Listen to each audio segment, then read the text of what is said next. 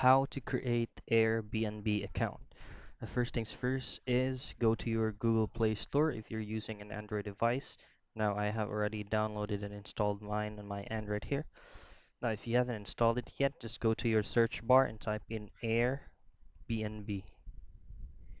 And from here, tap on Airbnb, the second result, and then you'll just have to download and install Airbnb on your phone.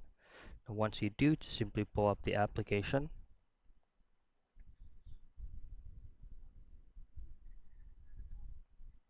And from here, you'll have to choose to the way how you sign up. You can use your specific phone number depending on your area code. You can use with your email, Facebook, Google, or your Apple. Now let's go ahead and try with our Google right now. And then it's fully filled out with automated AI right here. Just have to fill out our necessary informations. So let's say, for example, just have to tick on I don't want to receive marketing messages for Airbnb, or you can choose to untick it. Go to agree and continue.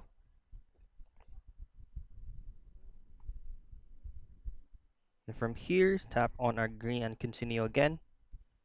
Now you'll be automatically redirected to your Airbnb dashboard. So that's how easy you can register or you can create an account with Airbnb.